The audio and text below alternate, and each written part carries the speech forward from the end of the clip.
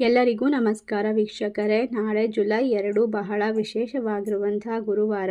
ನಾಳೆಯ ಗುರುವಾರದಿಂದ ಈ ರಾಶಿಯವರಿಗೆ ಭಾರಿ ಅದೃಷ್ಟ, ಬದುಕು ಬಂಗಾರವಾಗುತ್ತೆ, ಮುಟ್ಟಿದ್ದೆಲ್ಲ ಚಿನ್ನವಾಗುತ್ತೆ. ನಿಮ್ಮ ಜೀವನದಲ್ಲಿ ಇರ್ತಕ್ಕಂಥ ಪ್ರತಿಯೊಂದು ಕಷ್ಟವನ್ನು ಪರಿಹಾರ ಮಾಡ್ಕೊಳ್ಬಹುದು.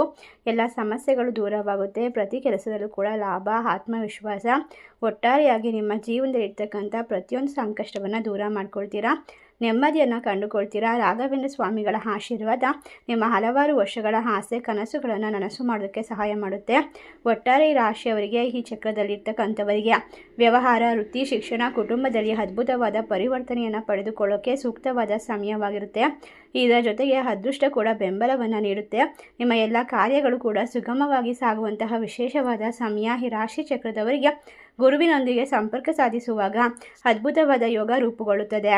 ಹೌದು ಸ್ನೇಹಿತರೆ, ಒಟ್ಟಾರೆಯಾಗಿ ನಿಮ್ಮ ಮನೆಯಲ್ಲಿ ಗುರು ಮತ್ತು ಬುಧನ ಉಪಸ್ಥಿತಿಯು ಒಂದು ವಿಶೇಷವಾದ ಯೋಗವನ್ನು ಸೃಷ್ಟಿ ಮಾಡುತ್ತಿದೆ. ಇದರಿಂದ ಹಿರಿಯ ಅಧಿಕಾರಿಗಳ ಬೆಂಬಲ ಸಿಗುತ್ತೆ. ಕಾರ್ಯನಿರ್ವಹಿಸೋಕೆ ಉತ್ತಮವಾಗಿರುವಂತಹ ಕ್ಷೇತ್ರದಲ್ಲಿ ಎಲ್ಲ ಕೆಲಸಗಳನ್ನು ಪೂರ್ಣಗೊಳಿಸೋಕೆ ಸಹಾಯ ಮಾಡುತ್ತೆ. ಅತ್ಯಂತ ಶುಭಕರ ದಿನವಾಗಿರುತ್ತೆ. ನೀವು ಮಾಡುವಂತಹ ಒಳ್ಳೆಯ ಕಾರ್ಯಗಳಿಗೆ ಈಗ ಫಲ ದೊರಕುವಂತಹ ಪ್ರಮುಖ ಕೆಲಸಗಳು ವೇಗವಾಗಿ ಸಾಗುವಂತಹ ಸಂದರ್ಭ. ಕುಟುಂಬ ಸದಸ್ಯರ ಸಹಕಾರದಿಂದ ಮನೆಯಲ್ಲಿ ಸಂತೋಷದ ವಾತಾವರಣ ಇರುತ್ತೆ.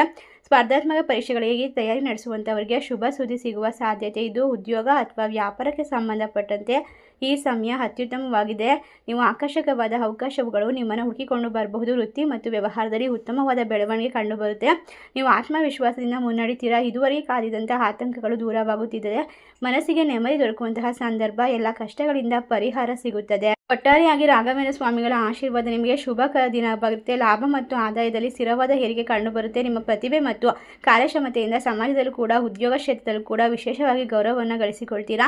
ನಿಮ್ಮ ಮುಂದೆ ಬರುವ ಅವಕಾಶವನ್ನು ಸಮರ್ಥವಾಗಿ ಬಳಸಿಕೊಳ್ತೀರಾ. ಸಣ್ಣ ಪುಟ್ಟ ಸಮಸ್ಯೆಗಳು ಮತ್ತು ಅನಗತ್ಯವಾದ ಚಿಂತೆಗಳಿಂದ ಮುಕ್ತಿ ದೊರೆಯುತ್ತೆ. ಮನಸ್ಸಿನಲ್ಲಿ ನೆಮ್ಮದಿ ನೆಲೆಸುತ್ತದೆ. ಒಟ್ಟಾರೆಯಾಗಿ ರಾಘವೇಂದ್ರ ಸ್ವಾಮಿಗಳಿಂದ ನಿಮಗೆ ಯಶಸ್ಸು ಸಿಗುವಂತಹ ಸಾಧ್ಯತೆ. ಆಧ್ಯಾತ್ಮಿಕವಾಗಿ ನಂಬಿಕೆ, ಪರಸ್ಪರ ವಿಶ್ವಾಸ ಮತ್ತು ಎಲ್ಲ ರೀತಿಯ ಒಂದು ದೇವರ ಮೇಲೆ ಭಕ್ತಿ ಬಲವಾಗುವಂತಹ ಸಂದರ್ಭ. ಬಾಕಿ ಉಳಿದಿರುವ ಎಲ್ಲ ಕೆಲಸಗಳನ್ನು ವೇಗವಾಗಿ ಪೂರ್ಣಗೊಳಿಸಬಹುದು. ಎಲ್ಲ ಕ್ಷೇತ್ರದಲ್ಲೂ ಸಕ್ರಿಯವಾಗಿ ಕಾರ್ಯನಿರ್ವಹಿಸ್ತೀರಾ. ಆಪ್ತರ ಸಂಪೂರ್ಣ ಬೆಂಬಲ ದೊರಕುತ್ತೆ. ನಿಮ್ಮ ಪ್ರಾಮಾಣಿಕತೆ ಮತ್ತು ಸಾಮರ್ಥ್ಯದಿಂದ ಎಲ್ಲರ ಆತ್ಮವಿಶ್ವಾಸವನ್ನು ಗೆಲ್ತೀರಾ. ಈ ರಾಶಿಯವರು ಪ್ರಮುಖವಾದ ಕೆಲಸವನ್ನು ಸಾಧಿಸುವಷ್ಟು, ಪೂರ್ಣಗೊಳಿಸುವಷ್ಟು ಪ್ರಯತ್ನ ಪಡ್ತಾರೆ ಮತ್ತು ಎಲ್ಲವೂ ಕೂಡ ನಿಮ್ಮ ಭರವಸೆಗಳಿಗೆ ತಕ್ಕಂತೆ ಬದಲಾವಣೆಯನ್ನು ಕಂಡುಕೊಳ್ಳೋಕೆ ಸಾಧ್ಯವಾಗುತ್ತೆ. ಆರೋಗ್ಯದ ವಿಚಾರವಾಗಿ ಈ ಸಮಯದಲ್ಲಿ ದೇಹದಲ್ಲಿ ಬರ್ತಕ್ಕಂತಹ ಸೂಚನೆಗಳನ್ನು ನಿರ್ಲಕ್ಷಿಸಬೇಡಿ. ಋತುಮಾನಕ್ಕೆ ಅನುಗುಣವಾಗಿ ಮುನ್ನೆಚ್ಚರಿಕೆಯನ್ನು ತೆಗೆದುಕೊಳ್ಳೋದು ಉತ್ತಮ. ಕುಟುಂಬ ಸದಸ್ಯರಿಂದ ಉತ್ತಮ ಸಹಕಾರ ಮತ್ತು ಬೆಂಬಲ ದೊರಕುತ್ತೆ. ಮನೆಯಲ್ಲಿ ನೆಮ್ಮದಿಯ ವಾತಾವರಣ ಇರುತ್ತೆ. ವಂಚನೆ ಮಾಡುವ ವ್ಯಕ್ತಿಗಳಿಂದ ದೂರ ಇರಿ ಮತ್ತು ನೈತಿಕ ಮೌಲ್ಯವನ್ನು ಕಟ್ಟುನಿಟ್ಟಾಗಿ ಪಾಲಿಸಿ.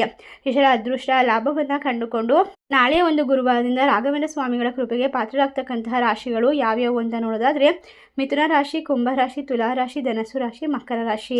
ಈ ರಾಶಿಯವರಿಗೆ ಹೊಸ ಕೆಲಸ, ಹೊಸ ಯೋಜನೆ ಕುರಿತು ಸ್ಪಷ್ಟವಾದ ನಿರ್ಧಾರವನ್ನು ತೆಗೆದುಕೊಳ್ಳೋಕೆ ಸಾಧ್ಯವಾಗುತ್ತೆ.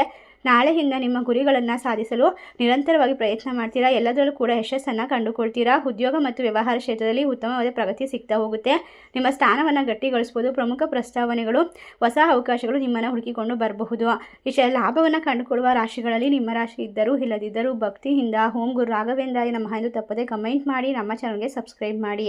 ಧನ್ಯವಾದಗಳು.